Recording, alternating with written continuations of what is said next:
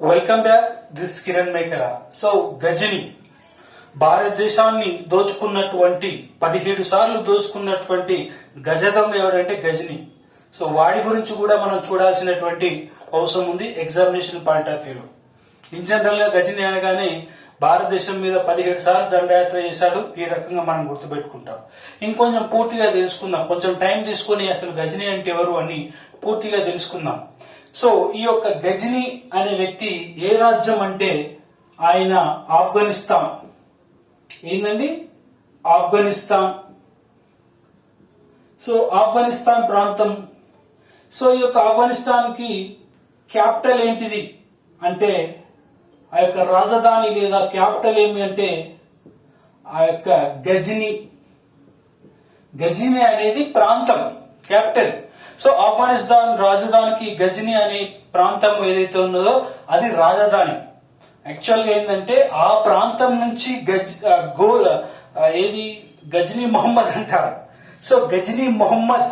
So Mohammed అన్నటువంటిది ఆయన యొక్క పేరు. ఆయన గజనీ అనే ప్రాంతం నుంచి వచ్చాడు కాబట్టి గజనీ మొహమ్మద్ అంటారు. యాక్చువల్ గా ఆయన పేరు వచ్చేసి ఏంటంటే మొహమ్మద్. కాకపోతే మనం గజనీ అంటాం. ఎందుకంటే ఆయన గజనీ అనే ప్రాంతం నుంచి వచ్చాడు కాబట్టి దాన్ని మనము పరిగణలోకి తీసుకొని గజనీ మొహమ్మద్ అని ఇంకా మొహమ్మద్ ని పక్కన పెట్టేసి గజనీ అంటాము. యాక్చువల్ గా ఆయన పేరు మొహమ్మద్. అది గుర్తుపెట్టుకోవాలి. సో వంశం తీసుకున్నట్టయితే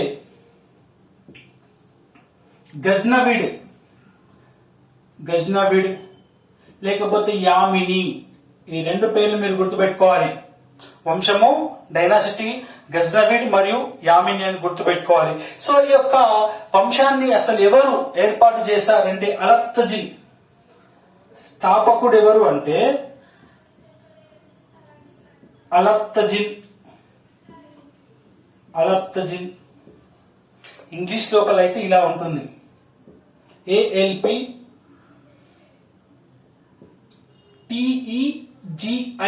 ఇది యాక్చువల్ గా అలప్తజిన్. సో ఈయన ఈ యొక్క రాజ్యాన్ని స్థాపిస్తాడు. ఆ తర్వాత ఈయన అల్లుడు అయినటువంటి సబక్తజిన్ ఈయన అలప్తజిన్ యొక్క అల్లుడు. ఆ తరువాత ఈ సబక్తజిన్ యొక్క కొడుకు ఎవరైతే ఉన్నారో ఆ కొడుకే ఈ యొక్క మనం చెప్పుకునే గజనీ మొహమ్మద్ అని. షార్ట్ కట్ గా చెప్పుకోవాలంటే ఇంకా చాలా ఉంటుంది, ఇంతవాడు గుర్తు పెట్టుకుని సరిపోతుంది. సో ఈ గజనీ మొహమ్మద్. సో ఈ యొక్క గజనీ మొహమ్మద్ అనే వ్యక్తి అసలు సుల్తాన్. ఏంటండి? సుల్తాన్ అనే బిరుదు తీసుకున్నటువంటి మొట్టమొదటి ముస్లిం పాలకుడు ఎవరంటే ఈ యొక్క గజనీ. అంతకు ముందు మొహమ్మద్ బిన్ కాసిం తీసుకున్నాడా? సుల్తాన్ అనే బిరుదు తీసుకోలేదు. ఈయన మొట్టమొదటి వ్యక్తి, గుర్తు పెట్టుకోవాలా. సుల్తాన్ అనే బిరుదు తీసుకున్న మొట్టమొదటి ముస్లిం పాలకుడు గజనీ. అదే విధంగా ఈయనకున్నటువంటి బిరుదులు తీసుకున్నట్టయితే ఒకటి వచ్చేసి యామిన్ ఉద్దౌలా.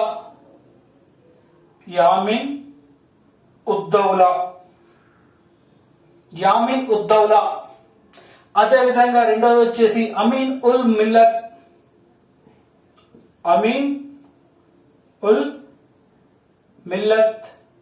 అదే విధంగా బూత్ షికన్.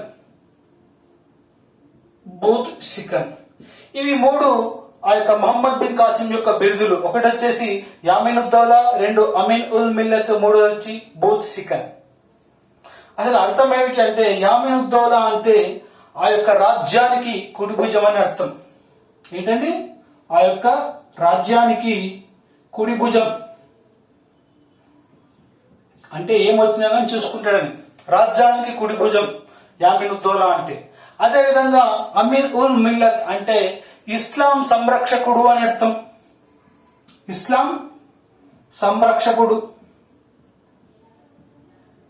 అదే విధంగా తీసుకున్నట్టయితే బూత్ షికన్ అంటే విగ్రహాల విధ్వంసకుడు అని అర్థం. విగ్రహాల విధ్వంసకుడు. ఈ 3 బిరుదులు ఆయనకున్నటువంటి కొంచెం గుర్తుపెట్టుకోవాలి. ఆయన ఏమంటాడంటే, నేను చరిత్రలో ఆ యొక్క విగ్రహాలను పూజించే వ్యక్తిగా కాకుండా విగ్రహాల విధ్వంసకుడిగానే నేను చరిత్ర లోపల నిలిచిపోవాలనుకుంటున్నానని చెప్పేసి ఆయన అంటాడు. అంత కోపం విగ్రహాలు అంటే. ఎక్కడ కనిపించినా గాని ఆ గుళ్ళు కావచ్చు, గోపురాలు, ఆ యొక్క విగ్రహాలు ఏమైనా కావచ్చు, అమ్మవారిది కావచ్చు, గణేశుడిది కావచ్చు, ఆ విష్ణుమూర్తిది కావచ్చు, శివుంది కావచ్చు, ఎక్కడ కనిపిస్తే అక్కడ పగలగొట్టేశారు. మొత్తం నార్త్ ఇండియా లోపల మనం చెప్పుకుంటాం. 17 దండయాత్రల లోపల ఒక 3-4 మేజర్ టెంపుల్స్ ఉన్నాయి, అవి చెప్పుకుంటాం ఇప్పుడు. సో అదనమాట. సో ఎప్పుడైతే ఆయన భారతదేశానికి వచ్చాడో ఆయనతో పాటుగా ఒక 2 వ్యక్తులు రావడం జరిగిందండి. సో అది ఎగ్జామినేషన్ పాయింట్ ఆఫ్ వ్యూలో కొంచెం ఇంపార్టెంట్. ఆ యొక్క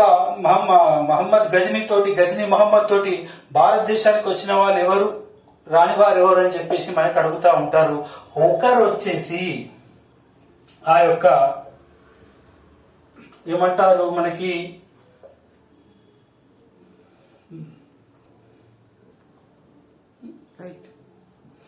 అల్ బెరూని, ఒకరు అల్ బెరూని, ఇంకొకరు వచ్చేసి మనకి దౌసి. ఒకరు వచ్చేసి అల్ బెరూని, ఇంకొకరు వచ్చేసి ఫిర్దౌసి. సో ఈయన చరిత్రకారుడు.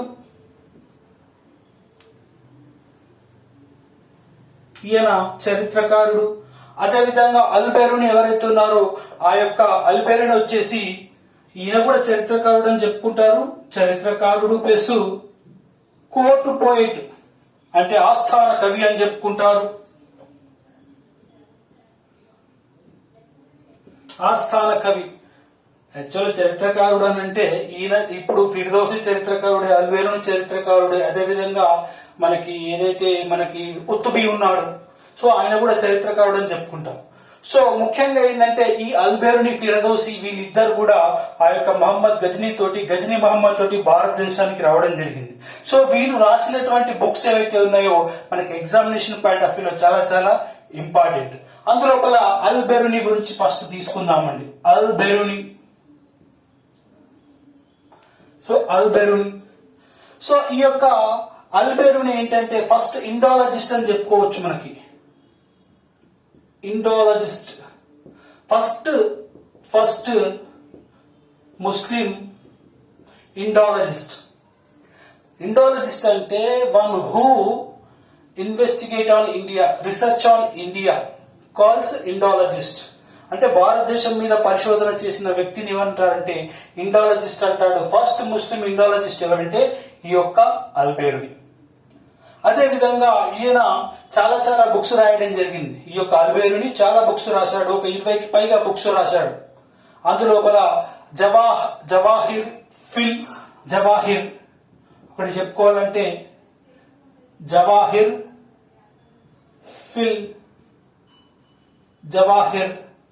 ఇది ఖగోళ శాస్త్రం గురించి, ఇది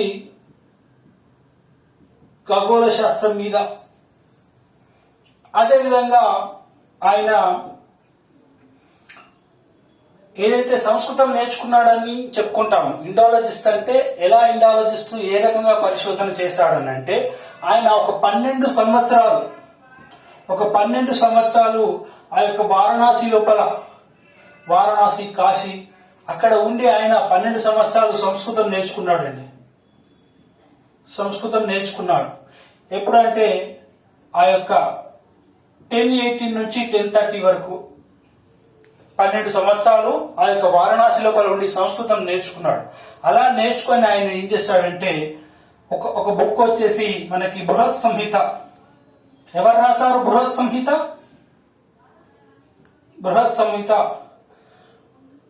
అదేవిధంగా పౌలీస సిద్ధాంతం.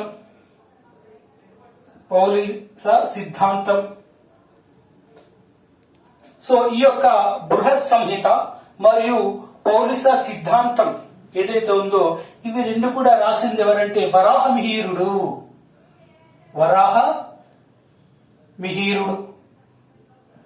సో వరాహ మిహిరుడు ఈ యొక్క బృహత్ సంహిత పౌలిస సిద్ధాంతాన్ని రచించాడు కదా.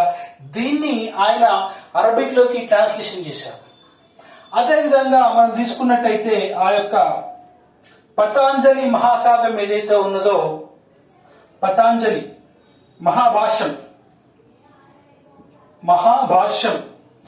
మహాభాష్యం రిటర్న్ బై పతాంజలి కదా. సో ఈ యొక్క పతాంజలి యొక్క మహాభాష్యాన్ని కూడా ఆయన అరబిక్ భాషలోకి ట్రాన్స్లేషన్ చేయడం జరిగింది. అదేవిధంగా మనం చూసుకున్నట్టయితే ఈయన గురించి ఒక అన్నిటికంటే ఇంపార్టెంట్ అయిన బుక్ ఏమిటి అంటే మనకి తారిక్ ఏ హింద్ అంటారు. తారిక్ ఏ హింద్ అనే బుక్ ఏదైతే ఉన్నదో, ఈ తారిక్ ఏ హింద్ అనే బుక్ ను ఆయన అరబిక్ భాష లోపల రాశాడు. ఇది చాలా చాలా ఇంపార్టెంట్, తారిక్ ఏ హింద్. సో ఈ బుక్ ఏదైతే ఉన్నదో దీన్ని ఏమంటారు అని అంటే 11వ శతాబ్దపు దర్పణము అని అంటారు.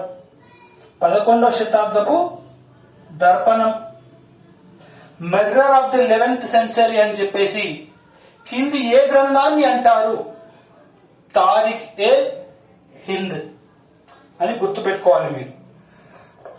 అదేవిధంగా ఈయన ఏం చేశాడు అంటే ఆ యొక్క యూక్లిడ్ రాసినటువంటి ప్రిన్సిపల్స్ ఆఫ్ జియోమెట్రీ, యూక్లిడ్ రాసినటువంటి ఆ యొక్క ప్రిన్సిపల్స్ ఆఫ్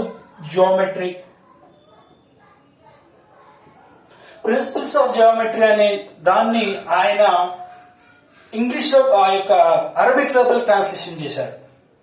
అది గ్రీక్ భాషలో ఉంటుంది, గ్రీక్ ఇంగ్లీష్ ఉంటుంది.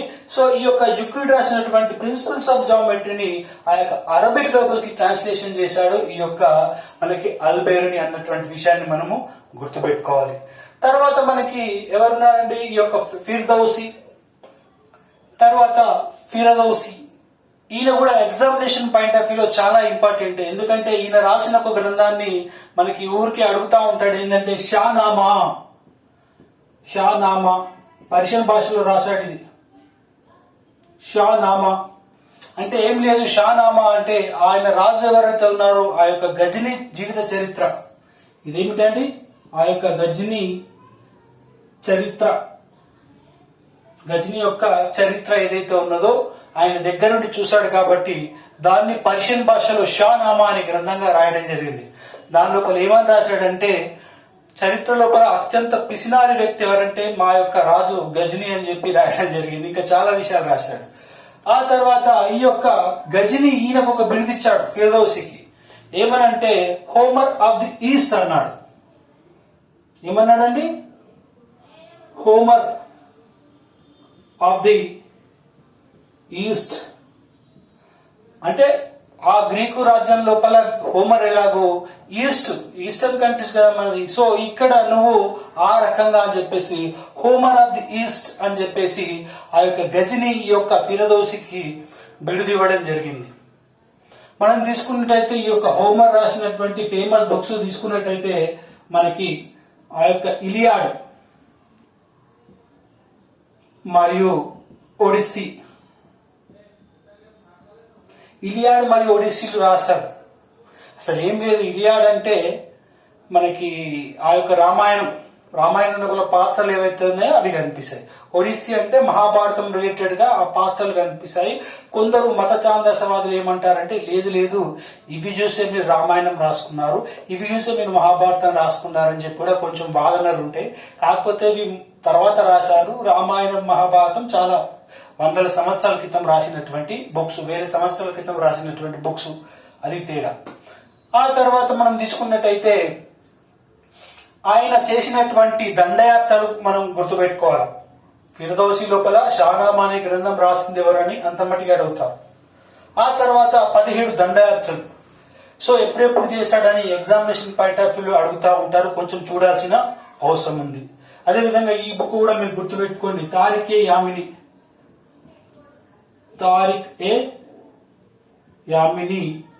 బై ఉత్బి. తారిక్ ఏ యామిని అనే బుక్ రాసింది ఉత్బి. ఈయన కూడా ఆ యొక్క ఏమంటారు గజని టైం లోపలనే ఉన్నాడు. ఈయన కూడా హిస్టోరియన్, గుర్తు పెట్టుకోవాలా. ఇది కూడా చాలా సార్లు అడిగాడు. తారిఖే యామిని, తారిఖే హింద్ కొంచెం కన్ఫ్యూజ్ అవుతుంది. తారిఖే హింద్ లేదా కితాబ్ ఉల్ హింద్ గుర్తుపెట్టుకోవాలా. తారిఖ్ ఏ హింద్, దీనికే కితాబ్ ఉల్ హింద్ అంటారు. కితాబ్ ఉల్ హింద్. దీన్ని ఎవరు రాశారు? అల్బెరుని. తారిఖ్ ఏ హింద్, కితాబ్ ఉల్ హింద్ రాసింది అల్బెరుని. దీన్ని మనం చెప్పుకున్నాం ఏంటంటే అది 11వ శతాబ్దపు దర్పణము, mirror of the 11th century అంటారని చెప్పుకున్నాము. అదే విధంగా తారిఖ్ ఏ యామిని రాసింది ఉత్తుబి. కొంచెం గుర్తు పెట్టుకోవాలి, సేమ్ అనిపించే బుక్స్. అది ఇప్పుడు ఢిల్లీ సుల్తాన్లు వచ్చినప్పుడు, మొఘల్స్ వచ్చినప్పుడు ఇలాగే అన్ని సేమ్ తారిఖ్ అలా 10-15 ఇటు కన్ఫ్యూజ్ అయితే కొంచెం గుర్తు పెట్టుకోవాలి. ఆ తర్వాత భారతదేశం మీదకి ఆ యొక్క గజని ఎన్నిసార్లు దండయాత్ర చేశాడని చెప్పేసి మనకి అడుగుతా ఉంటారు. దండయాత్రలు ఎన్నిసార్లు చేశాడు? 17 సార్లు దండయాత్రలు చేసినటువంటి గజ దొంగ ఈ యొక్క గజని. గజ దొంగని ఎందుకు వస్తామంటే తర్వాత వచ్చిన వాళ్ళు రాజ్యాన్ని స్థాపిద్దామని చెప్పేసి తమ యొక్క మతాన్ని, ఇస్లాంని వ్యాప్తి చెందిద్దామని చెప్పేసి రావడం జరిగింది, గోరి లాంటి వాళ్ళు. కానీ ఈయన అలా కాదు, కేవలం కూడా దండుకోవడానికి, దొంగతనం చేయడానికి రావడం జరిగింది. అది 1000 ఆ యొక్క 1027 ఈ కాలం లోపల 17 సార్లు రావడం జరిగింది. ముఖ్యంగా ఆయన ఏ కాలంలో వచ్చేవాళ్ళంటే హార్వెస్టింగ్ టైం లోపల ఆయన వచ్చేది.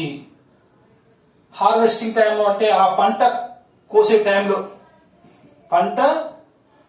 టైం లోపల ఆ యొక్క ఏదైతే మనకు బార్లీ, గోధుమలు ఇవి ఏవైతే ఉన్నాయో, ముఖ్యంగా బియ్యం అన్నటువంటిది ఈ మధ్యలో ఎక్కువగా ఉంది. అప్పట్లో బార్లీ, గోధుమలే కదండి. సో పంట కోసే టైం అప్పుడు ఆయన వచ్చి అన్ని కూడా దోసుకుపోయేవాడు.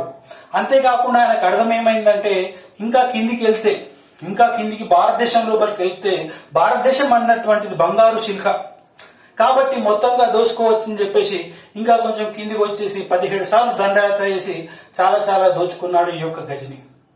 సో అందులోపల మొట్టమొదటి తీసుకున్నట్టయితే ఆయన 1000 AD లోపల మొదటి దండయాత్ర చేశాడు. ఎక్కడ చేశాడంటే లాంగాన్ కోట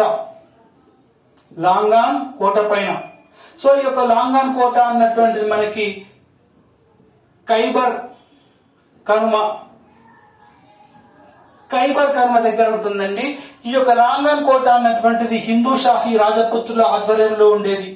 హిందూ షాహీ రాజపుత్రులు ఆధీనంలో ఉన్నటువంటి లాంగాన్ కోట, ఇది ఖైబర్ కర్మ దగ్గర ఉంటుంది. దీన్ని మొట్టమొదటిగా అటాక్ చేయడం జరిగింది. మొదటిది కాబట్టి కొంచెం గుర్తుపెట్టుకోవాలి. ఆ తర్వాత 1001 AD లోపల ఆయన హిందూ షాహీ రాజు అయినటువంటి ఆ యొక్క ఏమంటారు జయపాలుని మీకు దండయాత్ర చేశాడు. జయపాలునికి దండయాత్ర చేసి ఆ యొక్క పేషావర్ ఎక్కడండి, ఆ యొక్క పేషావర్ యుద్ధం అని కూడా ఉంటుంది. పేషావర్ యుద్ధం 1001 అని. యుద్ధం అలా ఏం లేదు, చిన్న అటాక్ అది. సో పేషావర్ దగ్గర ఈయన బంధిస్తాడు. ఈ యొక్క జయపాలుని బంధించేసి చాలా దండుకుంటాడు. అర్థమైందా? 2.5 lakhs దినార్లు అప్పుడు ఉన్నటువంటి కాయిన్స్, అదేవిధంగా 25 ఏనుగులు ఈయన నుంచి కప్పంగా తీసుకెళ్లిపోతాడు ఆ యొక్క గజని. ఆ తర్వాత ఆ అవమాన భారం భరించలేక జయపాలుడు ఆత్మహత్య చేసుకుంటాడు. ఆత్మహత్య చేసుకుంటే ఈ యొక్క జయపాలు కొడుకు అయినటువంటి ఆనందపాలుడు తర్వాత రాజు కావడం జరుగుతుంది. అది ఆ తర్వాత మనం చూసినట్టయితే మనకి 1005 లోపల ఆయన ముల్తాన్ పైకి దండయాత్ర చేస్తాడు. గుర్తుందా? ముల్తాన్ బంగారు నగరం, సిటీ ఆఫ్ గోల్డ్ అంటారు. సో ముల్తాన్ పైన దండయాత్ర చేస్తాడు. సో ముల్తాన్ పైన దండయాత్ర చేసి ఇక్కడ కూడా బాగా కొల్లగొడతాడు. షా ఇస్మాయిల్ అని ఉంటాడు ఇక్కడ, షా ఇస్మాయిల్. సో ఈ యొక్క షా ఇస్మాయిల్ ని ఓడించేసి అక్కడ ధనరాశులు కొల్లగొట్టి దీన్ని రాజుగా సుఖపాలుని పెడతాడండి.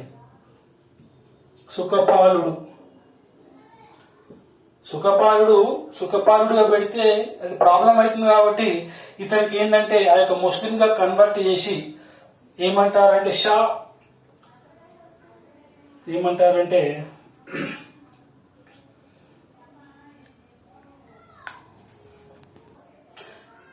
నవాజ్ షా లేకపోతే నవశాస, నవాజ్ షా లేదా నవశాస అనే ఒక ముస్లిం పేరిచ్చి ఈ సుఖపాలుని ఈ యొక్క ముల్తాన్ గడ్డ పైన రాజుగా చేస్తాడు. ఆ తర్వాత మనం తీసుకున్నట్టయితే 1008 లో ఈ యొక్క ఆనందపాలుడు ఎవరైతే ఉన్నాడో సన్ ఆఫ్ జయపాలుడు, ఆయన ఆ యొక్క రాజపుత్రులందరినీ కూడా ఒక వర్గంగా చేసి వాళ్ళందరూ ఆ టీం తోటి ఈ యొక్క గజనీ తోటి కొట్లాడతాడు, ఒక యుద్ధం చేస్తాడు. ఏంటంటే ఆ యుద్ధం వచ్చేసి వైహింద్ యుద్ధం.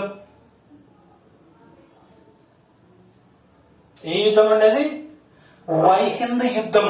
సో ఈ యొక్క వైహింద్ యుద్ధం అన్నటువంటిది ఆ యొక్క గజనీకి మరియు వర్సెస్ ఆనందపాలుడు. ఆనందపాలుడు వెంట ఉన్నదెవరు? ఆ యొక్క రాజపుత్రుల వర్గం మొత్తం కూడా ఆయనకు సపోర్ట్ చేస్తుంది. అయినప్పటికీ కూడా ఆ యొక్క గజనీయే గెలుస్తాడు, గుర్తుపెట్టుకోవాలి. ఆ తర్వాత 1000 AD లేదా 1009 ఆ ప్రాంతం లోపల జ్వాలాముఖి ఆలయాన్ని దోచుకుంటాడు. ఏ ఆలయం అండి? జ్వాలాముఖి ఆలయం. సో ఈ యొక్క జ్వాలాముఖి ఆలయం ఎక్కడుందండి?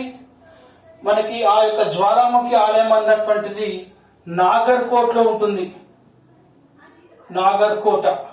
నాగర్కోట జ్వాలాముఖి ఆలయం. ఇది ఏం లేదు, హిమాచల్ ప్రదేశ్ లో ఉంటుంది. హిమాచల్ ప్రదేశ్ కాంగ్రాలో ఉంటుంది. కాంగ్రా అంటారు. కాంగ్రాలోని హిమాచల్ ప్రదేశ్ లో ఈ యొక్క టెంపుల్ ఉంటుంది. ఇది ఒక శక్తి పీఠం. యాక్చువల్ విషయం ఏంటంటే ఇది శక్తి పీఠం అని గుర్తుపెట్టుకోవాలి. సో ఈ రకంగా 1009 ఆ ప్రాంతం లోపల నాగర్కోట్ లోని ఆ యొక్క జ్వాలాముఖి ఆలయాన్ని కొల్లగొడతాడు. అక్కడ ఉన్న విగ్రహాలను ధ్వంసం చేశాడు. ఉన్నంతా కూడా తీసుకొని వచ్చేస్తాడు. ఆ తరువాత మనం తీసుకున్నట్టయితే ఆ యొక్క 1014లో స్థానేశ్వర్ లోని చక్రస్వామి టెంపుల్ ని దోచుకుంటాడు. స్థానేశ్వర్ లోని చక్రస్వామి టెంపుల్. అదేవిధంగా 1018 లోపల యూపీలోని మధుర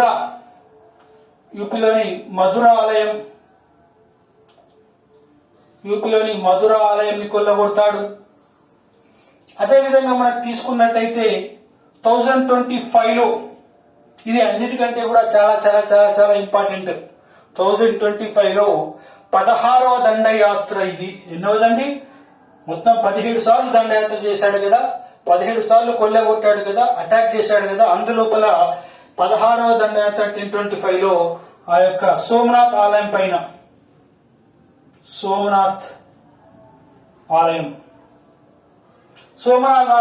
1025 AD లోపల 16వ దండయాత్రగా దీనిపైన చేస్తాడు. ఎందుకోసం అంటే అప్పట్లోపల బ్యాంకులు లేవు కాబట్టి ఆ ధనం అంతా, బంగారం అంతా కూడా ఆ యొక్క టెంపుల్స్ లోపల ఉండేది. ఇప్పటి కూడా కొన్ని టెంపుల్స్ అసలు ఆర్బీఐ పనికిరాదు, అవునా కదా? సో ఆ రకంగా ఆ యొక్క సోమనాథ్ టెంపుల్ అన్నది one of the richest temple in the world అన్నట్టుగా ఆ కాలంలో ఉండింది. కాబట్టి 1025 లోపల దీనికి దండయాత్ర చేస్తాడు. ఒకసారి అడిగారు ఏంటంటే సోమనాథ్ ఆలయం ఏదైతే ఉన్నదో అది కింది ఏ ప్రాంతంలో ఉండింది అని చెప్పేసి సివిల్స్ లో ఒకసారి అడగడం జరిగింది. ఆన్సర్ ప్రభాస పట్టణము. ఏంటండి? ప్రభాస పట్టణం. గుర్తుపెట్టుకోవాలి. హీరో ప్రభాస్ గుర్తుపెట్టుకోవాలి. ప్రభాస పట్టణంలో సోమనాథ ఆలయం ఉన్నది అని గుర్తుపెట్టుకోవాలి. సో 1025లో ఎప్పుడైతే దండయాత్ర చేశాడో అప్పుడు దాన్ని పాలిస్తున్న ఎవరంటే సోలంకీలు. ఎవరండి? సోలంకి మొదటి భీమదేవుడు లేదా భీముడు. సో మొదటి భీముడు సోలంకీలు అంటే ఏం లేదు, గుజరాత్ చాళుక్యుల్ని సోలంకీలు అంటారు. సో మొదటి భీముడు పరిపాలిస్తా ఉంటాడు. సో ఆయన వచ్చేసి ఈ మొదటి భీముడిని ఓడించేసి ఆయన చాలా చాలా దండుకున్నాడు. ఒక 20 మిలియన్లు మటుకు ఆ యొక్క బంగారు కాయిన్స్, అంటే మనం టర్న్ అంటే దాన్ని ఒకవేళ మనము ఇటు పైసలుగా టర్న్ చేస్తే అంత. అదేవిధంగా ఒక 5,000 మంది హిందువుల్ని, బ్రాహ్మణుల్ని చంపేసి ఆ యొక్క ఏనుగుల మీద, గుర్రాల మీద ఒంటెల మీద ఆ యొక్క కుప్పలు కుప్పలుగా గోనె సంచులు నింపుకొని ఆ బంగారు ఆభరణాలు కావచ్చు, కాయిన్స్ గాను అన్ని కూడా వేసుకొని ఆయన తిరుగు ప్రయాణం చేస్తాడు ఆయన ప్రాంతానికి, గజనీకి. ఎందుకోసం అంటే జేబుల్లో బాగా డబ్బులు ఉన్నాయనుకోండి, మనం అటు ఇటు తిరుగుతామా? తిరగము. తీసుకుపోయి బ్యాంకులు వేసేదంటే బ్యాంకులో ఫస్ట్ వేసేస్తాం, లేదా బ్యాంకు నుంచి డ్రా చేసుకుంటే ఫస్ట్ ఇంటికి వెళ్ళిపోతాం. బాగా డబ్బులు పెట్టుకొని మనం ఊరంతా తిరిగాం కదా. సో ఎప్పుడైతే బాగా ఈయన డబ్బులు ఇక్కడ దండుకున్నాడో వెంటనే ఆయన ఏం చేస్తాడంటే తిరిగి ఆ యొక్క గజనికి వెళ్ళిపోదామని టువర్డ్స్ గజని వెళ్తా ఉంటాడు. అలా వెళ్తా వెళ్తా వెళ్తా ఉంటే మధ్య లోపల ఉన్నటువంటి జాటులు అనే తెగ, ఎవరండి? జాటులు. సో జాటులు అనే తెగ ఏం చేస్తుందంటే వాళ్ళు కూడా చూస్తారనమాట. సో జాటులు ఏం చేస్తారంటే అగో వీళ్ళు ఎవరు దొంగలు ఉన్నట్టున్నారు, ఇవన్నీ తీసుకోపోతారని చెప్పేసి వాళ్ళు ఏం చేస్తారంటే మాకు కూడా కావాలి అని చెప్పేసి జాటులు కొంచెం డిస్టర్బ్ చేస్తారు. మీద పడి ఏదో కొంచెం వాళ్ళు మాకు కూడా కావాలన్నట్టుగా కొంచెం చిన్నపాటి అటాక్ చేస్తారు.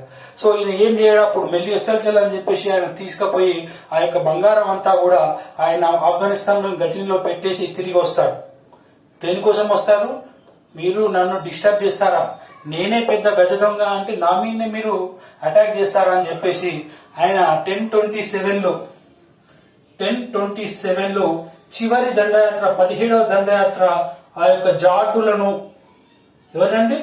ఆ యొక్క జాటులను శిక్షించడానికి ఆయన రావడం జరిగింది. మనం గుర్తుపెట్టుకోవాలి ఏంటంటే 17 సార్లు దండయాత్ర చేస్తే చివరి దండయాత్ర ఆ యొక్క జాటులను శిక్షించడానికి రావడం జరిగింది 1027 ADలో. తర్వాత 1030లో ఆయన చనిపోయాడు. 1030 లోపల మామూలుగా అక్కడి గజనీ లోపల ఆయన చనిపోవడం జరిగింది, గజనీ మొహమ్మద్ గజనీ. అయితే మనకి ఇక్కడ డౌట్ రావచ్చు ఏంటంటే మరి ఇన్నిసార్లు దండయాత్ర చేసే భారతదేశంలో ఎవరు లేరా, ఎవరు ఈయనని అడ్డుకోలేరా అని అంటే ఒకరు అడ్డుకున్నారు. ఆయన పేరు వచ్చేసి చందేల విద్యాధరుడు. చందేల అన్నది రాజ్యం. చందేల అన్నటువంటి బుందేల్ఖండ్ మధ్యప్రదేశ్ లో ఉన్నటువంటి ఒక రాజ్యం. బుందేల్ఖండ్ మధ్యప్రదేశ్ లో ఉన్నటువంటి చందేల విద్యాధరుడు, ఈయన పేరు ఏంటంటే విద్యాధరుడు. ఈయన 1003 నుంచి 36 వరకు ఆ యొక్క చందేల రాజ్యాన్ని, బుందేల్ఖండ్ రాజ్యాన్ని పరిపాలిస్తున్నాడు. మధ్యప్రదేశ్ లో ఉంటుంది. సో ఈయన వచ్చినప్పుడు ఏంటంటే ఏదో వచ్చి ఈయన ఓడించి ఆ రకంగా దోచుకొని వెళ్ళలేదు. ఈయన కొంచెం గట్టి మనిషి కాబట్టి చిన్నపాటి ఏదో గిఫ్ట్లు ఇచ్చేసి చిన్నపాటి కాంప్రమైజ్ అయిపోయి ఈయనను పంపించేశాడు. కాబట్టి ఎగ్జామినేషన్ పాయింట్ ఆఫ్ వ్యూలో మనకి ఎలా అడుగుతారంటే గజనీని నిలువరించినటువంటి ఏకైక భారతీయ చక్రవర్తి, భారతీయ రాజు, భారతీయుడు ఎవరంటే ఈ యొక్క చందేల విద్యాధరుడు అని గుర్తుపెట్టుకోవాలి. ఆయన బుందేల్ఖండ్ రాజ్యం అని గుర్తుపెట్టుకోవాలి, అది మధ్యప్రదేశ్ లో ఉందని గుర్తుపెట్టుకోవాలి. ఒకసారి ఎగ్జామ్ లో ఏమని అడిగారంటే ఈ యొక్క చందేల విద్యాధరుడు ఒక టెంపుల్ కడతాడు. ఏంటంటే కందరీయ మహాదేవాలయం. ఏంటండి Kandariya మహాదేవాలయం? Kandariya మహాదేవాలయం I think DL AP లోపల 2019లో అయిన ఎగ్జామ్ అడిగారు. కందరీయ మహాదేవాలయాన్ని నిర్మించింది ఎవరంటే ఈ యొక్క విద్యాధరుడే. అర్థమవుతుందా? ఖజురహో టెంపుల్స్ అని ఏదైతే బుందేల్ఖండ్ మధ్యప్రదేశ్ ప్రాంతంలో ఖజురహో టెంపుల్స్ ఉంటాయి, 70కి చిల్లర ఏదో ఉంటాయి అక్కడక్కడ, పెద్దగా మనకి గ్రౌండ్ లాగా ఉంటే అక్కడ ఒక టెంపుల్, ఇక్కడ ఒక టెంపుల్, ఇలా రకరకాల రాజులు రకరకాల టైం లోపల కట్టారు ఖజురహో టెంపుల్స్. మనకు తెలిసి ఏంటంటే కొన్ని టెంపుల్స్ ఏవైతే ఉన్నాయో బూతు బొమ్మలు ఉన్నాయి అంటారు కదా, యాక్చువల్గా బూతు బొమ్మలని అనుకోవడానికి లేదు, నగ్నంగా ఉంటాయి కదా ఆ యొక్క ఖజురహో టెంపుల్స్. అందులోపల ఆ ప్రాంతం లోపల ఆ దక్షిణ ఖజురహో ప్రాంతం లోపల, ముఖ్యంగా దక్షిణ ఖజురహో టెంపుల్స్ ఆ ప్రాంతం లోపల కందరీయ మహాదేవాలయం, శివునికి సంబంధించి, మహాదేవుడు ఎవరు? శివుడు కదా. సో కందరీయ మహాదేవాలయాన్ని విద్యాధరుడు కట్టడం జరిగింది. ఇది కొంచెం మనం గుర్తుపెట్టుకోవాలి. ఈయన్నే గజని నిలువరించినటువంటి భారతీయ రాజు అని కూడా మీరు గుర్తుపెట్టుకోవాలి. ఆ గజని 1030లో చనిపోయాడని మీరు గుర్తుపెట్టుకోవాలి. ఆయన దగ్గర పనిచేసినటువంటి ఆ యొక్క అల్బెరుని, ఫిర్దౌసి, ఉత్తిబీని కూడా మీరు గుర్తుపెట్టుకోవాలి. అదేవిధంగా వాళ్ళు రాసినటువంటి బుక్స్ ని మీరు గుర్తుపెట్టుకోవాలి. అదేవిధంగా ఆయనకున్నటువంటి బిరుదుని మీరు గుర్తుపెట్టుకోవాలి. ముఖ్యంగా ఆయన యొక్క 17 దండయాత్రలో ఇది గుర్తుపెట్టుకోవాలి. 1025 యాక్చువల్గా 1025లో ఇలా వచ్చి ఇలా వెళ్ళిపోలే, 3 సంవత్సరాలు దోచుకున్నారని కూడా చెప్తారు. 1025, 26, 27 కాకపోతే 16వ దండయాత్ర 1025 అప్పుడు సోలంకి మొదటి భీముడు ఉన్నాడు, ఆయన ఓడించి ఇలా దోచుకున్నాడని గుర్తుపెట్టుకుంటే సరిపోతుంది. గజని మహమ్మద్.